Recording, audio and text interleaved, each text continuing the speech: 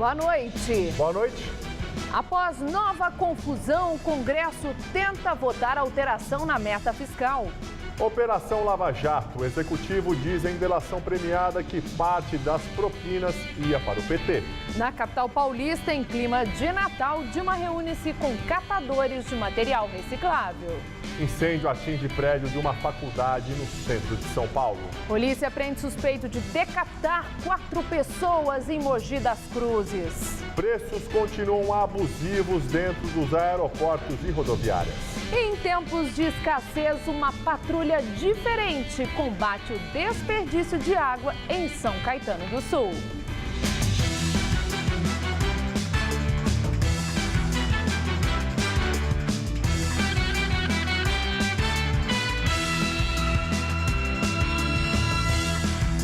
Um incêndio de grandes proporções no prédio de uma faculdade no centro de São Paulo deixa uma vítima fatal.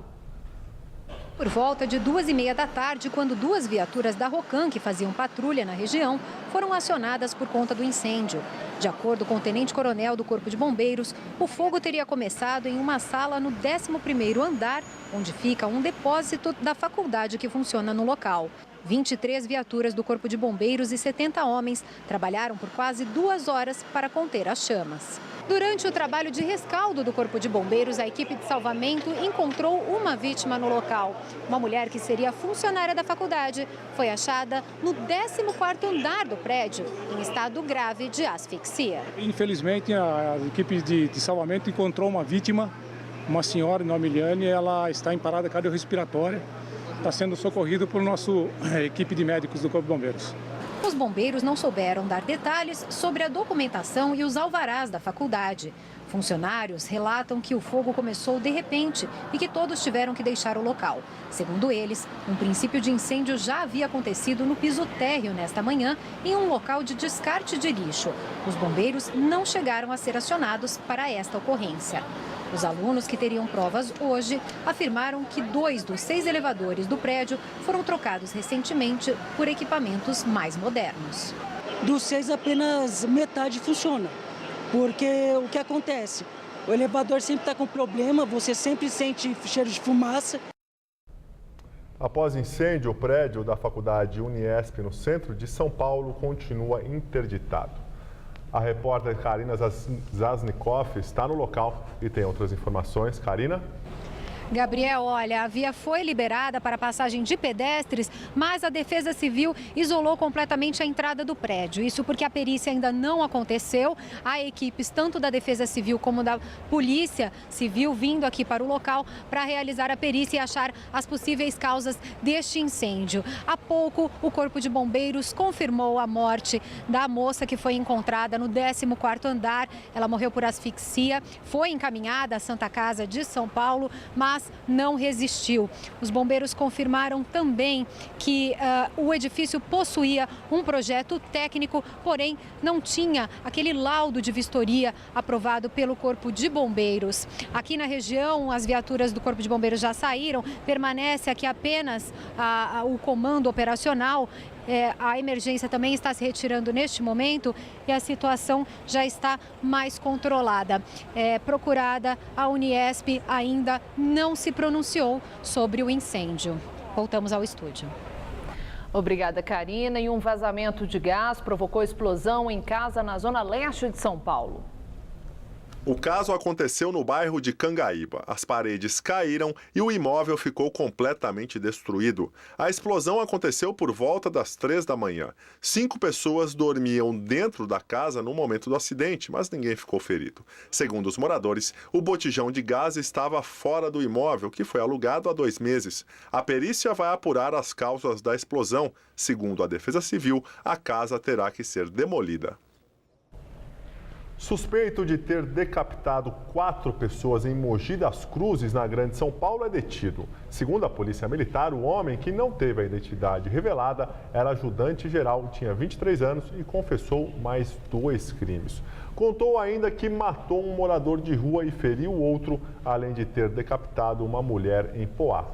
A PM afirmou que o homem estava consciente de todos os seus crimes e disse que continuaria matando se não tivesse sido preso. A polícia chegou ao suspeito por meio de uma denúncia. Manchas de sangue foram encontradas no veículo e nas roupas do suspeito. Em São Paulo, como já é tradição, o presidente Dilma Rousseff celebra Natal com catadores de material reciclável. Este foi o primeiro compromisso oficial de Dilma em São Paulo desde que foi reeleita em outubro. Dilma estava acompanhada do prefeito da capital, Fernando Haddad, e de vários ministros. Ela disse que o governo federal está empenhado em garantir políticas de acesso dos catadores aos serviços públicos sociais. Nós temos de dar a mesma importância econômica para os catadores, a mesma importância econômica. Uma cooperativa será uma variante de uma empresa, de uma pequena empresa. Um dia até pode se tornar uma média. A presidente também participou da entrega de diplomas a catadores formados nas escolas do Pronatec. Eles fizeram parte da modalidade de cursos voltados à população em situação de rua, que ofereceu 980 vagas este ano. Dilma entregou também prêmios aos vencedores do programa Pro Catador. Esta é a quarta vez consecutiva que a presidente Dilma Rousseff se encontra com os catadores. Uma tradição que começou com o ex-presidente Lula, que também participou deste mesmo encontro no seu primeiro mandato. De lá para cá, o ato se transformou num compromisso de agenda do ex-presidente. E agora está sendo repetido por Dilma. É um momento também de agradecer. De agradecer a cada um aqui, a cada uma que lutaram e que se dedicaram à minha reeleição. Por isso, é com muita alegria e entusiasmo que eu venho aqui. Eu não venho aqui para cumprir um compromisso qualquer. Eu venho aqui para cumprir um compromisso com a população que sempre foi a mais marginalizada do nosso país. Operação Lava Jato. Augusto Ribeiro de Mendonça, executivo da Toyo Setal, diz em delação premiada à Polícia Federal que o esquema envolvendo contratos da Petrobras incluía, além do pagamento de propina, doações oficiais a campanhas eleitorais do PT. Segundo Mendonça, as doações de aproximadamente 4 milhões de reais foram feitas entre 2008 e 2011 a pedido do ex-diretor de serviços da Petrobras, Renato Duque. De acordo com o executivo, Duque convidava para disputas de contratos da Petrobras apenas empresas indicadas pelo clube. Grupo de empreiteiras que organizava o pagamento de propina. O PT e Renato Duque negam ter recebido dinheiro de empreiteiras. E o ex-diretor de serviços da Petrobras, Renato Duque, deixou hoje a carceragem da Polícia Federal no Paraná. Duque foi preso no mês passado, na 7ª fase da Operação Lava Jato, que investiga um suposto esquema de corrupção na Petrobras. Renato Duque saiu acompanhado pelos advogados e não falou com a imprensa. A revogação da prisão foi concedida na terça-feira pelo ministro do Supremo Tribunal Federal, Teori Zavascki. Em nota, um dos advogados do ex-diretor da Petrobras disse que a decisão restabeleceu a justiça, pois ninguém pode ser preso porque se imagina que o investigado irá fugir do país ou que tenha dinheiro fora do Brasil. Duque é suspeito de integrar um esquema de corrupção que envolve donos de empreiteiras que têm contratos com a Petrobras e partidos políticos. O ex-executivo não poderá deixar o país e deverá comparecer à justiça toda vez que for convocado. E agora vamos ao comentário de política com Bob Fernandes. Paulo Roberto Costa é o ex-diretor da Petrobras preso e tornado delator em troca de diminuição da pena. Em depoimento à CPI, na terça, ele disse: desde os governos Sarney, Collor, Itamar, Fernando Henrique, Lula, Dilma, todos os diretores, se não tivessem apoio político, não chegavam a diretor. Disse mais: o que acontece na Petrobras acontece no Brasil inteiro, nas rodovias, ferrovias, portos, aeroportos e hidrelétricas. Campanhas custam fortunas. A eleição recém-encerrada custou 5 bilhões. Campanha de candidatos a presidente, governadores e legislativos. O apoio político ao longo de 3 décadas, citado por Paulo Roberto Costa, significa partidos nomeando para postos onde seja possível arrecadar. A arrecadação costuma se dar numa triangulação onde partidos e empreiteiras, por exemplo, se entendem. O ex-diretor já entregou entre 35 e 40 políticos. Quem conhece o mínimo desse jogo entendeu a veemência de Paulo Roberto a citar todos os governos desde Sarney. O diretor citou o Brasil inteiro e diversos setores. Certamente atento como está, o Ministério Público irá mais a fundo para responder outras perguntas. Com a delação premiada, não faltariam respostas. Como tem sido historicamente a relação de governadores e prefeitos com empreiteiras em obras de infraestrutura nas grandes obras? Como é essa relação na construção de metrôs e BRTs? Como é na duplicação de marginais, viadutos, pontes, nas intervenções em grandes vias urbanas? Dos 12 estádios milionários para a Copa, a maior parte se deu via governos estaduais e PPPs. Como foram as tratativas entre empreiteiras e governos estaduais? Via governo federal, governo do estado e prefeitura, o Rio de Janeiro tornou-se canteiro de obras para as Olimpíadas. O que tem acontecido nessa construção das Olimpíadas?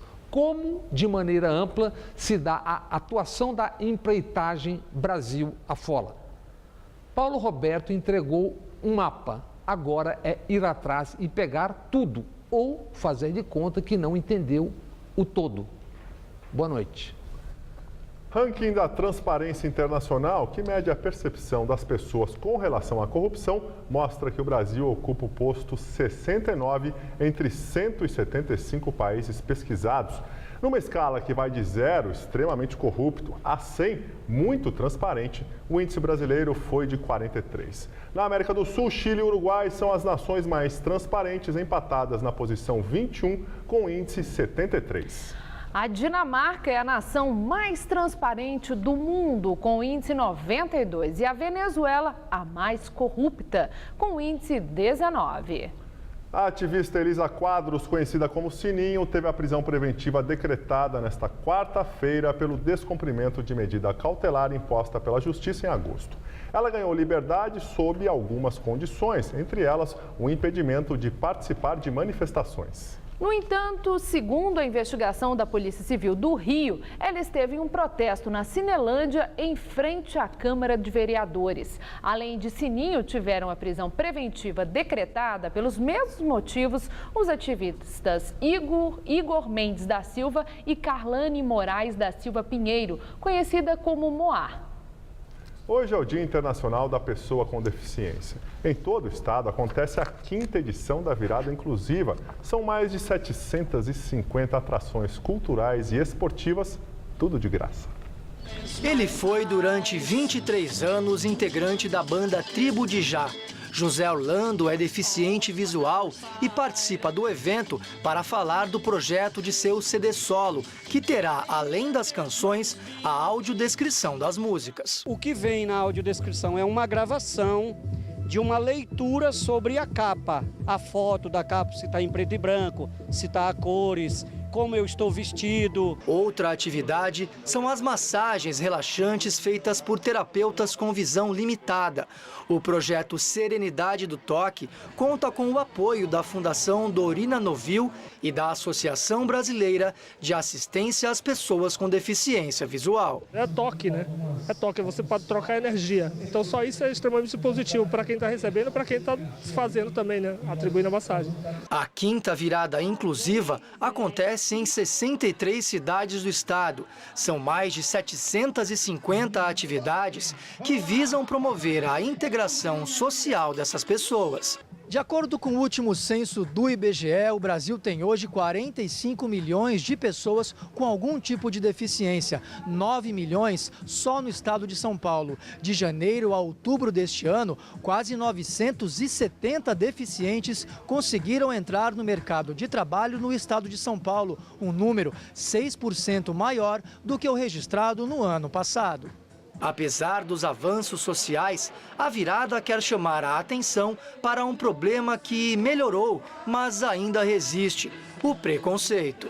O que, na verdade, a gente tem que pensar é que a pessoa com deficiência, o que ela tem é impedimentos. E quais são esses impedimentos? Na grande maioria são impedimentos de origem arquitetônica e os impedimentos da origem das atitudes, que é o preconceito, né? A partir do momento que você consegue minimizar esses impedimentos, é quase que você dizer a pessoa está tendo uma participação plena na sociedade. A virada inclusiva também acontece neste final de semana, no sábado e no domingo, nas mesmas cidades participantes. A programação completa está no site do evento.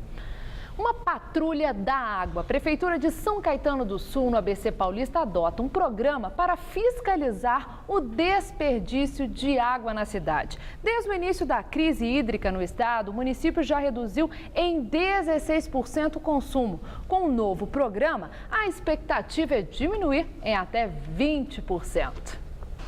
2 viaturas estão à disposição da Patrulha do Departamento de Água e Esgoto de São Caetano, mais conhecida como a Patrulha da Água. Desde a última quinta-feira, os moradores da cidade podem denunciar o desperdício de água via e-mail ou telefone. Eu vou estar pedindo para a patrulha voltar aí novamente.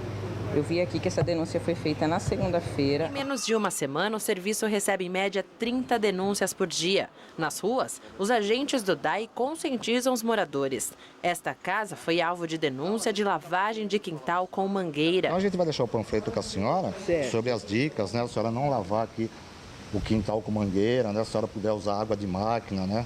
Água de chuva. Eu acho que deveria de abordar todas as casas para começar a conscientizar todo mundo, porque muita gente acha que não deve, né? E acha, porque o outro usa, eu também vou usar. E não é assim, né? Não acredita que a água pode acabar? Não acredita. Desde o início da crise hídrica no estado de São Paulo, em março deste ano, São Caetano desenvolveu diversas campanhas de conscientização entre os moradores e reduziu em 16% o consumo de água. Número suficiente para manter a cidade sem racionamento em meio à pior seca dos últimos 80 anos. Toda a cidade é abastecida pelo sistema Cantareira. Às vezes, as pessoas não sabem o que acontece na casa do próprio vizinho e acabam denunciando. E é o que acontece aqui na casa do José Luiz. O DAI recebeu uma reclamação que ele estava lavando, em média, 5 carros por dia. É isso mesmo, Zé? Então... Na realidade, são 5 carros que eu lavo por dia, mas são carros de clientes, porque foi uma opção que eu tive com relação ao meu desemprego. Mas essa água que eu utilizo é uma água de captação da chuva. O chefe da divisão técnica do Departamento de Água e Esgoto de São Caetano explica que a legislação municipal não permite punição às pessoas flagradas desperdiçando água, como, por exemplo, a multa. Mas ele conta que a própria população pediu maior fiscalização. Apesar de não serem punidas, as pessoas flagradas desperdiçando água passam a ter o consumo monitorado. A gente faz o cadastro desses chamados e depois a gente acompanha por 6 meses aí o consumo desse imóvel, dessa residência aí. Nós tínhamos uma vazão de demanda para o município aqui de 610 litros por segundo, reduzimos isso para menos de 510. São 100 litros por segundo que hoje o município está deixando de retirar do sistema Cantareira. A Agência Nacional de Águas e o Departamento de Águas e Energia Elétrica reduzem o limite máximo de retirada de água do sistema Cantareira. As agências reguladoras estabeleceram que a Sabesp deve retirar no máximo 30 milhões de metros cúbicos de água dos reservatórios neste mês. Em nota, a Sabesp informou que vai cumprir a determinação. O sistema Cantareira, principal reservatório que abastece a Grande São Paulo, já opera com a segunda cota do volume morto e hoje registrou nova queda de 0,1 ponto percentual, atingindo 8,4% da sua capacidade. O nível do sistema Alto Tietê também registrou queda e passou de 5,5% para 5,4%. No sistema Guarapiranga, a queda foi ainda mais acentuada, 0,4 ponto percentual. O nível baixou de 33,1% para 32,7%. O dia amanheceu ensolarado, mas a aproximação de uma frente fria provocou pancadas de chuva em todo o estado de São Paulo e também aqui na região metropolitana. E para amanhã, as chances de chuva forte aumentam e podem ocorrer até temporais, inclusive nas regiões das represas paulistas. Mariana Armentano traz em detalhes a previsão para esta quinta-feira.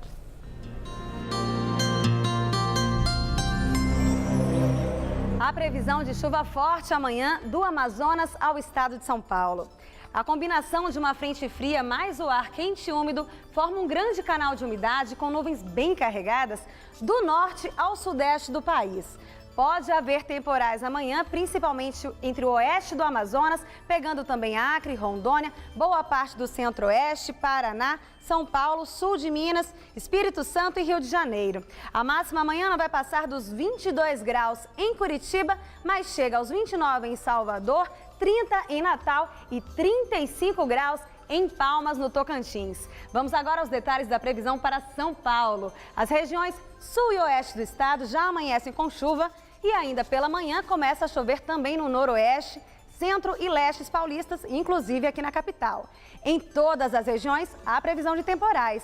Os termômetros vão à marca dos 33 graus em Votuporanga, 32 na cidade de Ribeirão Preto e Araraquara. E aqui na faixa leste, as temperaturas têm uma ligeira queda. No litoral, máxima em torno dos 27 graus amanhã. Para a capital, a máxima prevista para essa quinta-feira também é de 27 graus. Na sexta, dia mais fresquinho, 25. E no sábado, esquenta um pouquinho, o sol volta a predominar e não chove. Mínima de 18 e máxima prevista de 28 graus. Daqui a pouco eu volto com mais informações sobre o tempo em São Paulo, no Jornal da Gazeta, edição das 10. Os motoristas que circulam pelas rodovias do litoral norte de São Paulo terão de ficar atentos aos limites de velocidade se quiserem evitar multas e a perda de pontos na carteira de habilitação. O Departamento de Estradas e Rodagem está implantando 78 radares fixos em 40 pontos das cidades de Ubatuba, Caraguatatuba, São Sebastião e Ilhabela. Outros 6 foram instalados no trecho de serra da rodovia dos Tamoios e já estão operando. Em todo final de ano, a cena se repete. O movimento nos aeroportos e rodoviárias aumenta e com ele crescem também as reclamações dos viajantes sobre os preços abusivos dos alimentos nesses locais. Com fome fica difícil encarar a viagem, mas fazer um lanchinho na rodoviária do Tietê pode doer no bolso. Tu compra qualquer refrigerante por R$ 1,80, eles ganham mais de 100% em cima. Acabou de pagar quanto? R$ 4,90. Se tu for pedir um sanduíche, alguma coisa, é R$ 8,50, 9, um pão de queijo é 5, é um absurdo. E quanto vale o clássico dos salgados, a coxinha? Por aqui é tabelado, R$ 5,80. Não vale. Moro no Jardim Ângela. Na minha região, eu pago uma coxinha com sabor e qualidade a R$ 1,00. Os mais prevenidos fazem como o Ivaldo, que comprou chocolate e bolachas fora daqui. 30% mais barato. Quando compra fora? Do que na rodoviária. Bem pertinho da rodoviária, na esquina aqui da Avenida Cruzeiro do Sul, tem um bar. E a coxinha, por aqui, já tá bem mais em conta, R$ 3,50. Qualidade boa, preço tá no padrão, né? Por aí você vê muito mais caro. Da Zona Norte para Sul, nesta padaria, no Jardim Aeroporto, o custo coxinha segue empatado, R$ 3,50 a unidade. A clientela daqui vem justamente atrás do preço mais baixo. Pessoal do aeroporto, né? Os vizinhos da região aqui, né? E a distância da portaria dos funcionários, que é os que mais vêm almoçar, tomar café aqui, a distância é 200 metros, né? É que no aeroporto de Congonhas, matar a fome pesa ainda mais no bolso. Misto e um guaraná, R$19. E ao redor do aeroporto não me parece tão acessível, né? Por conta do tempo, então a gente acaba consumindo algo aqui dentro mesmo. Quanto custa? R$7,50 uma coxinha. Se quiser um refrigerante? Mais R$6. Quer dizer, com R$10 só coxinha. A coxinha de R$7,50. Na média, na cidade de São Paulo, uma coxinha custa R$ 3,23, segundo o Índice de Preços ao Consumidor da FIPE, a Fundação Instituto de Pesquisas Econômicas. A justificativa para preços tão excessivos estaria no aluguel do espaço. Mas depois de tantas reclamações, já começam a surgir soluções, mesmo que meio escondidas ainda. Aqui, bem na porta do estacionamento do aeroporto de Congonhas, pouca gente sabe, mas tem uma lanchonete com preços populares. Pelo menos aqui ninguém precisa morrer de fome ou pagar R$ 7,50 numa coxinha. Para você ter uma ideia aqui, a Infraero estabeleceu alguns itens com preços mais acessíveis. Por exemplo, um pão de queijo, R$ 2,50, um café custa R$ 1,90. Aí você vai perguntar, e a coxinha? Bom, a coxinha não está nessa lista não, mas ela tem para vender. E aqui, olha, vale R$ 4,00. Aí a gente come com mais gosto. O Congresso Nacional ainda tenta votar a lei que desobriga o governo a cumprir a meta fiscal. Após a confusão de ontem à noite, a sessão recomeçou hoje por volta das 10h30 da manhã. Do lado de fora do plenário, manifestantes contrários à aprovação da lei que altera a meta fiscal foram impedidos de entrar na galeria. O cantor Lobão, que estava em Brasília, disse que é imoral barrar os manifestantes. O artista tem se notabilizado por participar de vários protestos pelo país, pedindo o impeachment da presidente Dilma Rousseff. Qualquer deliberação na casa, ela tem que ser impugnada, porque é imoral, é quebra de decoro parlamentar.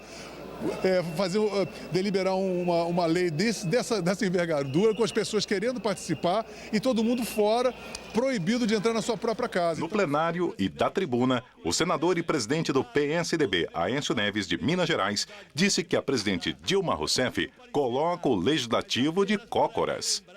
A declaração do tucano vem após decreto presidencial que autoriza a liberação de mais 444 milhões para o pagamento de emendas parlamentares, que são verbas usadas por deputados e senadores para custear obras em seus redutos eleitorais.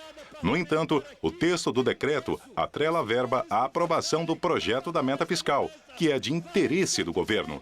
Com o decreto, cada parlamentar passaria a ter direito a cerca de R$ 750 mil a mais. Hoje, a presidente da República, repito, coloca de cócoras o Congresso Nacional ao estabelecer que cada parlamentar aqui tem um preço. Os senhores que votarem a favor dessa mudança valem R$ 748 mil. Essa é uma violência jamais vista nesta casa. E neste momento, a sessão continua no Congresso. Os deputados e senadores estão votando agora o projeto que libera R$ 248 milhões para pagar benefícios do Fundo Aeros a aposentados e pensionistas ligados a empresas aéreas falidas da Transbrasil e Varig. Com a finalização desta votação, os parlamentares em seguida começam a análise da lei que muda a forma de cálculo do resultado fiscal. Esse projeto permite o uso de mais despesas do Programa de Aceleração do Crescimento e das desonerações tributárias para bater a meta de superávit primário deste ano. A previsão é que a sessão dure algumas horas. E agora vamos ao comentário de economia com Vinícius Torres Freire. Faz quase um ano que a gente diz aqui no Jornal da Gazeta que o governo havia chegado numa situação tal de pindaíba que seria inevitável algum aumento de imposto, o que ficaria claro depois da eleição. Pois bem, começou a discussão de qual imposto aumentar ou criar. A gente já mencionou alguns deles aqui. Nada está definido, pois a nova equipe econômica de Dilma Rousseff mal começou a trabalhar. Além do mais, a cada hipótese de aumento de imposto, um setor reclama que será prejudicado. Pelo menos o imposto deve diminuir um pouquinho, pois fazia parte das promessas de campanha da presidente reeleita. Dilma havia prometido reajustar a tabela do imposto de renda. Isso quer dizer, na prática, que menos gente vai ser obrigada a pagar imposto de renda e quem paga vai pagar imposto sobre uma fatia menor da sua renda. No mais, está cada vez mais forte o rumor de que pode voltar a um imposto parecido com a CPMF, que era chamado de imposto do cheque, embora o cheque venha caindo em desuso. Seria um imposto sobre movimentações financeiras quaisquer. Outro rumor recente é o do aumento do imposto sobre alguns bens tidos como supérfluos, como perfumes e cosméticos, ou sobre bens importados, não se sabe bem quais ainda. Se o preço do petróleo lá fora continuar caindo, é bem provável que volte a ser cobrado o imposto sobre combustíveis, a CID. Se o preço do petróleo cai lá no mercado mundial, não seria necessário outro reajuste tão cedo do preço da gasolina ou do diesel. Logo, haveria mais espaço para tributar os combustíveis sem causar muito mais inflação. A redução de impostos sobre carros e outros bens vai acabar no final do ano, está decidido. O fato é que o governo não tem como ajustar suas contas, como sair do vermelho profundo sem cobrar mais impostos, pois gastou demais e a receita não cresce, pois a economia não cresce. Uma das grandes brigas do início do ano que vem vai ser sobre quem vai pagar essa conta. Mas alguém vai pagar. De outro modo, não há como começar a melhorar a situação da economia brasileira. Boa noite. Pesquisa do Instituto Data Popular mostra que 48% dos jovens acham errado a mulher sair sozinha com os amigos, sem a companhia do marido ou namorado. O levantamento ouviu 2.046 jovens com idades entre 16 e 24 anos de todas as regiões do país. No entanto, na entrevista, 96% afirmaram viver em uma sociedade machista. O levantamento revela outros dados preocupantes. 78% das jovens entrevistadas relatam já ter sofrido algum tipo de assédio. 3 em cada 10 garotas dizem ter sido assediadas fisicamente no transporte público. A Assembleia Legislativa de São Paulo aprova a CPI para apurar casos de abuso e violência dentro da USP. 39 deputados apoiaram a criação da CPI, que além de receber e investigar denúncias de violação de direitos humanos na USP, terá poder de apurar denúncias em qualquer universidade paulista, seja ela pública ou particular. O deputado Adriano Diogo, do PT, que foi responsável pela coleta das assinaturas, acredita que a CPI será instalada ainda este ano. A Comissão de Direitos Humanos da Assembleia vem promovendo audiências públicas para discutir casos de violência sexual, racismo e homofobia dentro da Faculdade de Medicina da USP. A diretoria da faculdade suspendeu todas as festas e proibiu a venda de bebidas alcoólicas nas dependências da universidade por tempo indeterminado. E agora as notícias do esporte com Célia Gontijo e Celso Cardoso. Confederação Sul-Americana de Futebol define grupos da próxima edição da Libertadores da América. E Corinthians e São Paulo podem cair no mesmo grupo, Celso Cardoso. O que já é chamado de Grupo da Morte, Estela. O sorteio dos grupos foi realizado ontem em Luque, no Paraguai.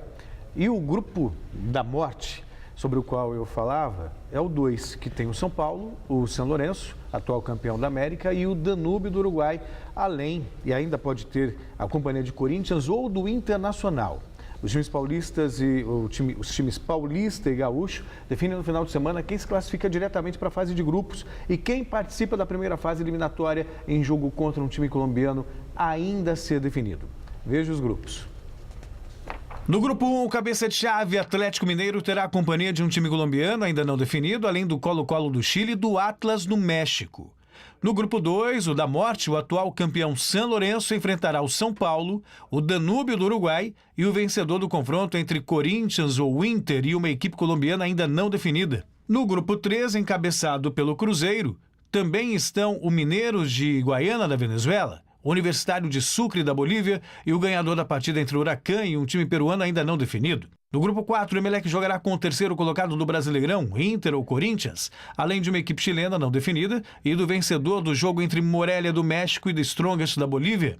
No grupo 5, o Zamora da Venezuela será acompanhado por um time argentino ainda não definido, pelo Montevideo Wanderers do Uruguai e pelo ganhador da partida entre Nacional, também do Uruguai, e uma equipe chilena a ser definida. No grupo 6, o River Plate é o cabeça de chave e terá pela frente um time peruano, além do San José da Bolívia e do Tigres do México. No grupo 7, o Atlético Nacional da Colômbia jogará com uma equipe do Equador ainda não definida, Libertad do Paraguai e o vencedor do confronto entre outro time equatoriano e um argentino. E por fim, o grupo 8, ainda sem nenhuma definição, uma equipe peruana será cabeça de chave seguida por um time argentino, outro do Paraguai e o ganhador da partida entre o Deportivo Táchira e uma equipe paraguaia a ser definida. Celso, será uma Libertadores emocionante com esses grupos? Pelo menos a expectativa. A lamentar, você tem a Liga dos Campeões, você tem todos os times definidos. Aqui, por exemplo, no grupo 8 você tem Chile 2, Paraguai 1. Quer dizer, você tem números, você não tem as equipes. Poderiam ter esperado um pouquinho mais para que todos os clubes estivessem definidos e aí teríamos um sorteio mais bonito. De qualquer forma, dos brasileiros, a gente tem o grupo do Cruzeiro mais fácil. O Cruzeiro não deve ter problemas para se classificar. Em contrapartida, o risco é de ter São Paulo e Corinthians no mesmo grupo. Claro que o Corinthians quer evitar isso e vai fazer de tudo para terminar em terceiro lugar. E no Palmeiras, que luta para permanecer na primeira divisão, gente, uma boa notícia. É verdade. Coisa rara para o palmeirense ultimamente. O meia chileno Valdívia está à disposição para o jogo contra o Atlético Paranaense. O Palmeiras precisa vencer para não depender de qualquer outro resultado. Como tem acontecido nas últimas 2 semanas, o treino do Palmeiras foi com os portões fechados. Mas quando eles foram abertos, uma novidade. Valdívia, que se recupera de uma lesão na coxa, estava em campo, fazendo um trabalho de movimentação com a ajuda do zagueiro Wellington. É cada vez maior a esperança do Mago enfrentar o Atlético Paranaense no jogo da última rodada do Campeonato Brasileiro. A gente espera poder contar com ele para esse jogo de domingo, que vai ser fundamental não só para mim, mas para os demais companheiros. O jogo decisivo será no Allianz Parque, mesmo com alerta feito pelo Ministério Público, que tentou mudar o local da partida por causa de possíveis problemas de segurança caso o Palmeiras seja rebaixado. Os ingressos estão mais baratos do que na noite da inauguração. Os preços variam entre R$ 60 e R$ 350 reais. Para não depender do resultado dos jogos de Vitória e Bahia, o Palmeiras precisa vencer.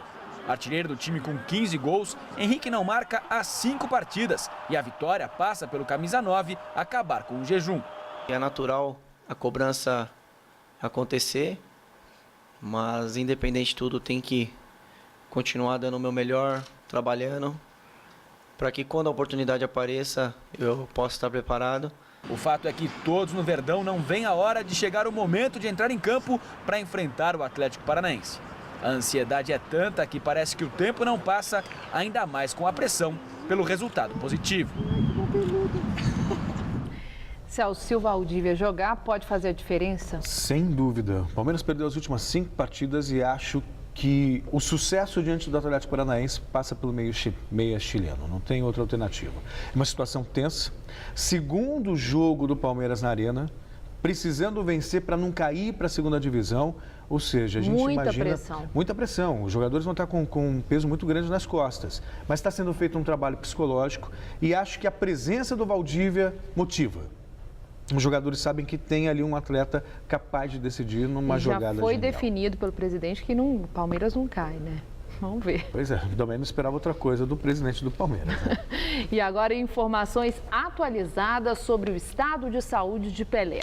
O maior atleta do século segue com boa evolução clínica. De acordo com o boletim médico divulgado pelo Hospital Albert Einstein na manhã desta quarta-feira, Pelé continua em cuidados na unidade semi-intensiva, mas já se alimenta bem, não tem febre e nem alterações respiratórias. O boletim diz que o exame clínico e os resultados laboratoriais foram adequados e que o ex-jogador não precisará de suporte renal. Uma nova avaliação do rim está programada para amanhã cedo. Boa sorte ao Rei, que segue cada vez a gente melhor. segue torcendo pela recuperação, né, Celso? Obrigada. Boa noite, até amanhã. E é com você, Gabriel. O governo do estado de São Paulo prorroga a campanha de vacinação contra a paralisia infantil e o sarampo. Segundo a Secretaria Estadual da Saúde, a campanha será prorrogada até o dia 12 deste mês e os postos de saúde funcionam de segunda a sexta, das 8 da manhã às 5 da tarde. Até agora foram aplicadas quase 3.600.000 doses das vacinas contra a paralisia infantil e o sarampo. Segundo o governo do estado, foi atingida pouco mais de 75% da meta da campanha. A vacina contra o sarampo deve ser aplicada em crianças com idade entre 1 ano e 5 anos. Já a poliomielite deve ser dada a bebês com mais de 6 meses e crianças com menos de 5 anos. A seguir, em Israel, deputados aprovam dissolução do parlamento. E atentado contra comboio da ONU na Somália. Carro-bomba do grupo terrorista Al-Shabaab explode e mata 4 pessoas.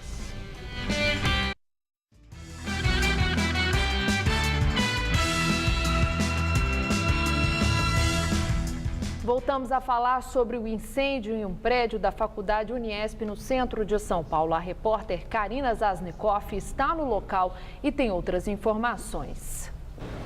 Estela, olha, a Uniesp se pronunciou agora há pouco por meio de nota. A faculdade confirmou que o incêndio começou por volta de 2h30 da tarde no 12º andar do prédio, onde funciona um depósito. Não havia estudantes no local, já que as aulas nessa unidade acontecem apenas nos períodos da manhã e da noite. Ainda assim, a brigada de incêndio aqui do próprio edifício realizou uma varredura e retirou todas as pessoas que encontrou. Foi numa outra conferência com o grupo de RH que notaram deram falta de uma pessoa e aí o bombeiro foi alertado novamente e foram em busca desta pessoa. Eliana Quintino é a funcionária que foi encontrada, portanto, no 14º andar aqui da faculdade, em situação de asfixia grave, encaminhada à Santa Casa, mas que não resistiu e morreu. Os bombeiros confirmaram esta morte agora na tarde de hoje e a Uniesp disse que está já prestando toda a assistência necessária aos familiares desta vítima. O que a gente viu aqui no começo da noite foi uma grande movimentação de alunos, já que hoje era um dia de prova, entrega de trabalhos, eles ficaram sem saber o que fazer. A faculdade informou também que as aulas estão suspensas, a princípio até segunda-feira, e que provavelmente serão realizadas num outro campus aqui do centro, que fica na rua Álvares Penteado, número 216. Eles também disponibilizaram um telefone 3155-7775, 3155-7775, para que os alunos possam se informar sobre as aulas. Voltamos ao estúdio. Obrigado mais uma vez, Karina. Entra em vigor em todo o país a lei que proíbe o fumo em locais fechados.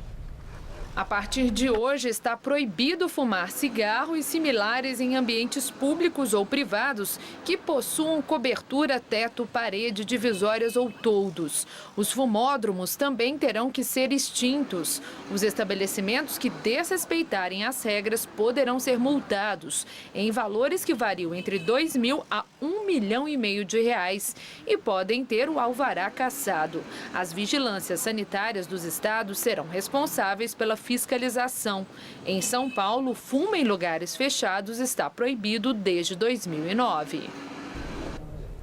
E a Secretaria Estadual de Saúde informou que o único estabelecimento no estado de São Paulo que possui autorização judicial para ter fumantes em ambiente fechado é o Ish Café, na região dos Jardins, aqui na capital paulista, e que a liminar vale apenas para a legislação estadual. Com a aprovação da lei federal, o local está passível de multa.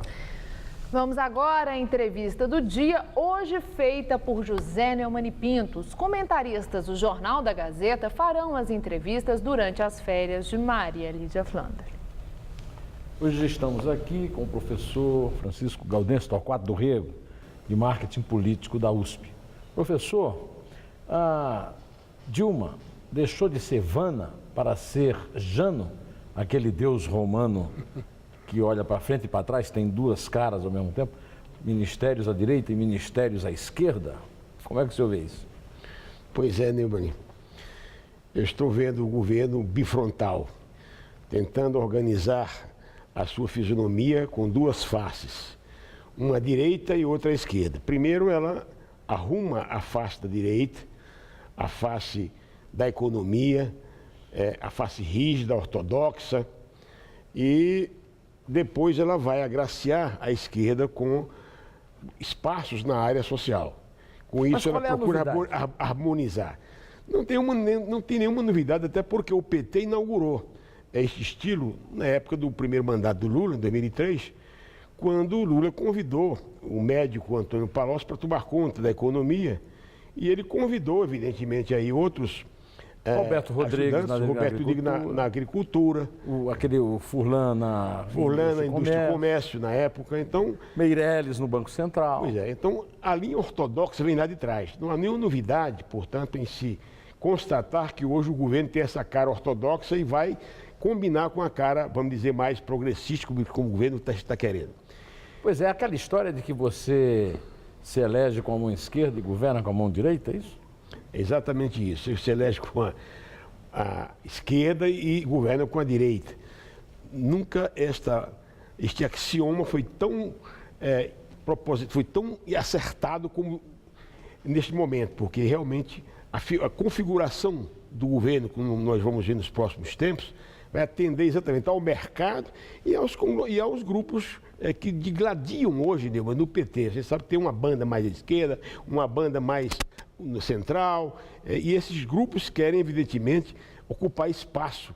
Esse é o dilema da Dilma. Como atender ao meu eleitorado e como atender o mercado? Vai ser, então, a Dilma está realmente trabalhando na perspectiva de ajustar essas duas pontas, que são muito nervosas, vamos dizer assim. Por falar na caldeirinha do eleitorado dela, neste momento, em Brasília, o maior quebra-pau para ver se vota ou não vota o fim do superávit fiscal deste ano. O futuro ministro Joaquim Levy já anunciou um superávit fiscal de 1,2% do PIB no ano que vem. Por que essa confusão toda para depois voltar a um superávit primário que talvez também não venha a se obedecer?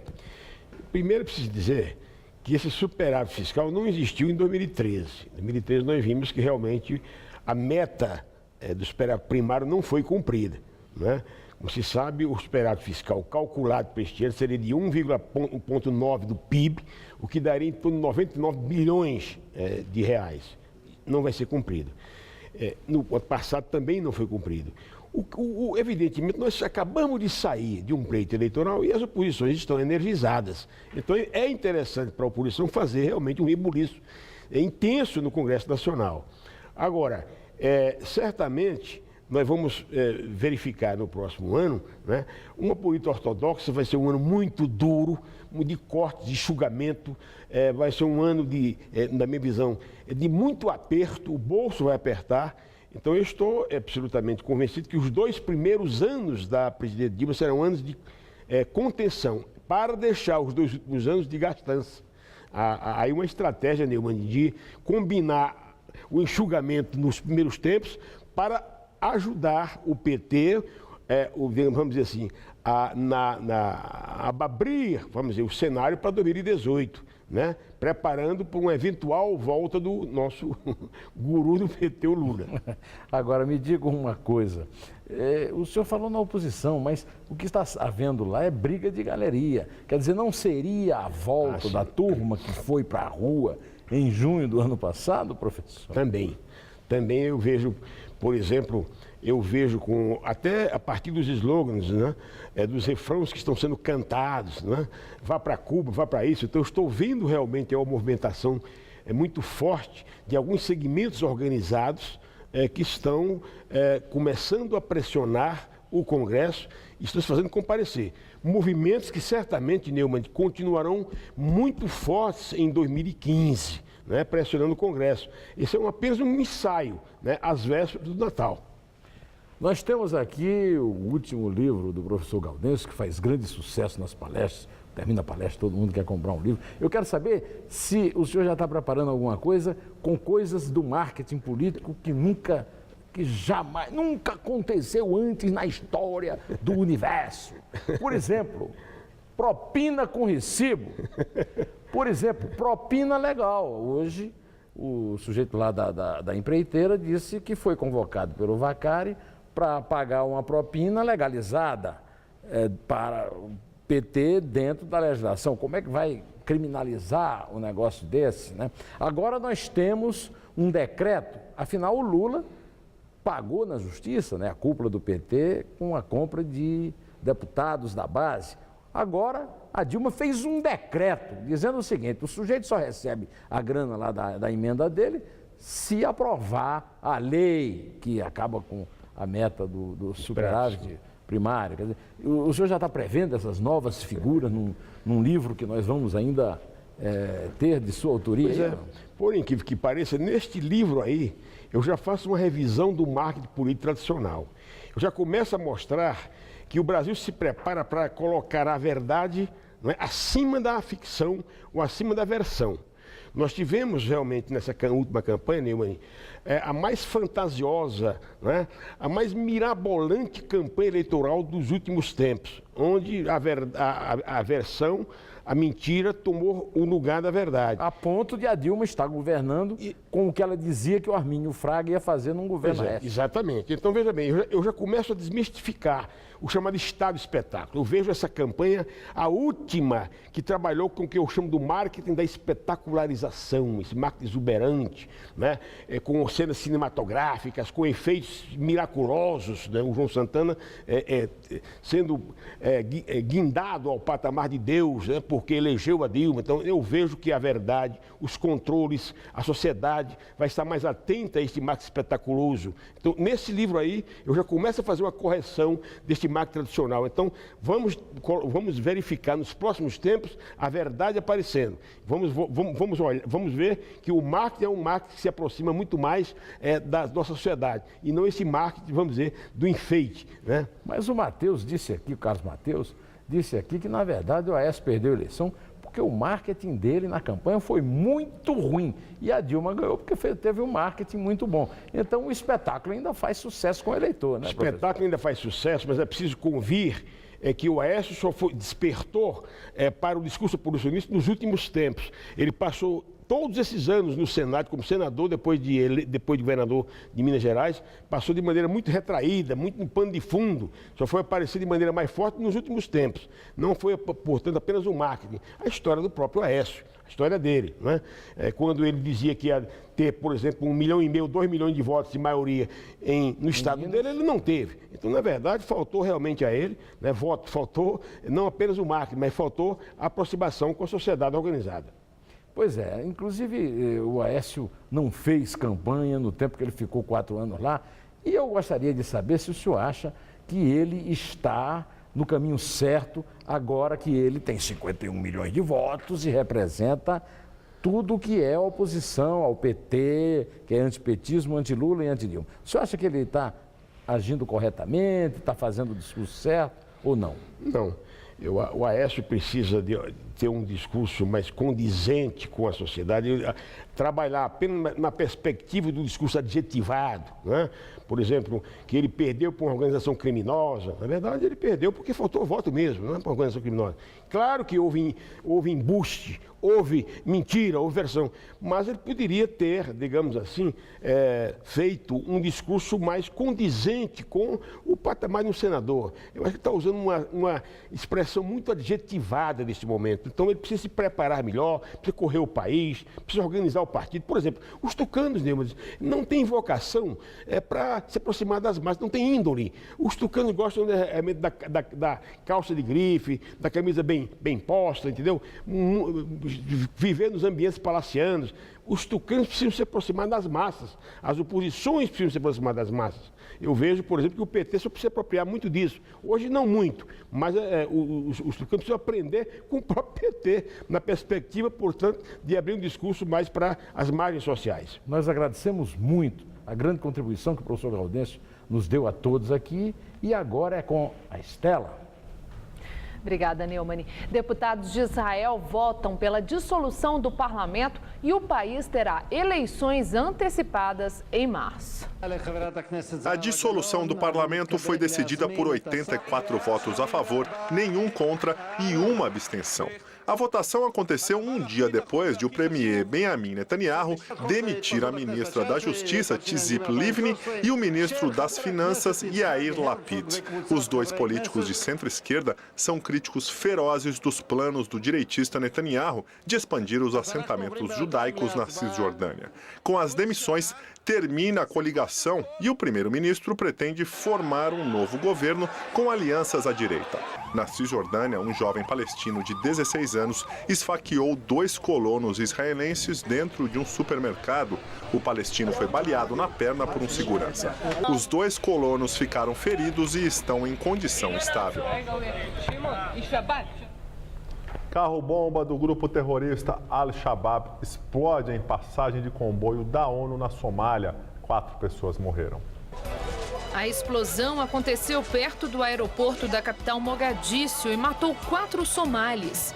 2 carros foram atingidos, mas nenhum funcionário da ONU ficou ferido. O grupo islâmico Al-Shabaab declarou em comunicado que a bomba teve como alvo mercenários estrangeiros e seus aliados. O Al-Shabaab tenta derrubar o governo da Somália, que tem apoio do Ocidente. É o mesmo grupo que executou 36 trabalhadores não muçulmanos numa pedreira na fronteira com o Quênia. No No Iêmen, um carro-bomba dirigido por um suicida explodiu ao lado da residência do embaixador do Irã, na capital Saná. A explosão matou o filho do guarda-costas do embaixador e feriu 17 pessoas. O diplomata não estava na residência. A explosão violenta abriu um buraco na parede do prédio. Ninguém assumiu a autoria do ataque. Em Hong Kong, os fundadores do movimento pró-democracia se entregaram à polícia e pediram que os manifestantes abandonem as ruas ocupadas há 2 meses. Eles afirmaram que render-se não é fracassar, mas sim uma denúncia silenciosa de um governo sem coração. Os fundadores criticaram a polícia depois da repressão violenta aos ativistas ocorrida há 2 dias. E o Jornal da Gazeta fica por aqui. A edição de hoje pode ser vista daqui a pouco no site tvgazeta.com.br/Jornal da Gazeta. Mais notícias no Jornal da Gazeta, edição das 10. Uma ótima noite. Nós voltaremos amanhã às 19 horas. Uma excelente noite para você e até lá.